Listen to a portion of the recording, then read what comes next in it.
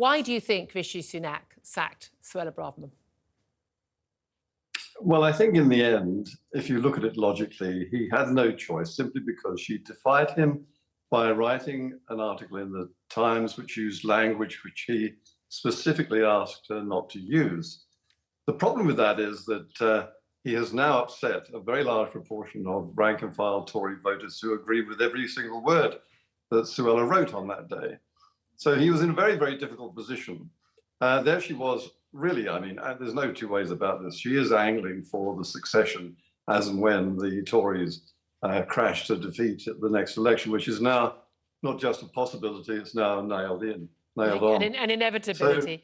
But so because this article in the Times, and we talked about it an awful lot at the end of last week, because she had submitted it to the Times, they said make some changes, as I think her advisors should have done. The remarks about the comparison with Northern Ireland, I think it was unnecessary to use the phrase hate march. I think you could be very critical of many of the people on those marches without using those terms, and I was criticised that on the show. But they didn't make the changes. That is just sort of insubordination, and you get sacked for that. Except he didn't sack her immediately. He waited for the march to happen. She was proven right. Everything that happened on Saturday was exactly as she has predicted it would be. He has said that his office has said he's going to be bringing in new laws to actually adjust, to change the rights to protest and from extremists and the like. So he's basically admitted what she said was correct, and now he sacked her. Yes, I think that you have to make an allowance for the fact that Suella Braverman was a very outspoken politician, but she was also Home Secretary and under an obligation to use nuanced language. We might agree with every word she said, but she was asked not to use it. And you and I, as journalists, know that if the editor says no, then you risk having to go if you refuse. So, I mean, I think that particular point is a narrow one. What has emerged from this reshuffle, though, is a total disaster.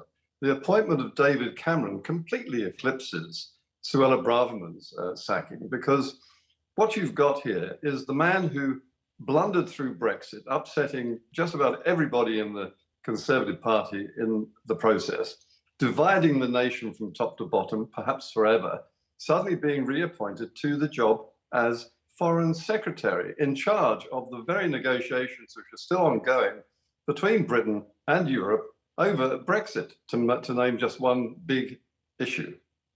Yeah, I mean, it is an extraordinary bit of news. Now, we know David Cameron, he's in his early 50s or mid-50s. He's talked about how he kind of pondered a possible, route back to government. He's obviously a bit bored.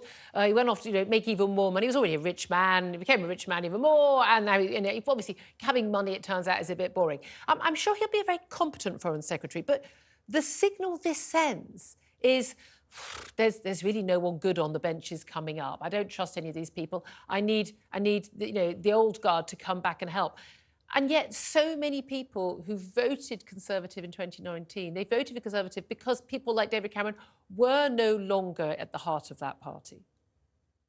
You're absolutely right on this issue, Julia. I think that an awful lot of people within the Conservative Party on the backbenches and on the front benches, and certainly as members of David Cameron's cabinet, will be absolutely infuriated that he couldn't find anyone among them to take on this important role. Nobody apparently is up to that job except for a man who basically failed in the job of being Prime Minister and had to resign because he made the terrible mistake, A, of calling a referendum, and B, of losing it. Oh, I disagree with you. He did a good thing by calling. He promised us a referendum. He was hoping he wouldn't have to deliver it. He then gave us the referendum. We had it. I didn't like the campaign he and Osborne mounted for Remain, and he said he wasn't going to resign. So I think that was unreasonable of him. But I don't think it was a complete failure of the government. I just think he's yesterday's man. Well, I think it was a failure in the sense that he didn't go in and bat and win the case that he wanted to get from the European Union. He gave up. He allowed them to just treat him like dirt and had no case to put to the British people when this referendum was carried. And as a result, we have a division in the British nation, which is going to take a very long time to heal. Yeah. Like you, I'm very pleased that we had the chance to vote and that we voted to leave. But on the political front, if you assess it as an act of political skills and deafness, it was a disaster for both Cameron and for the Conservative Party and for the country, because he lost it.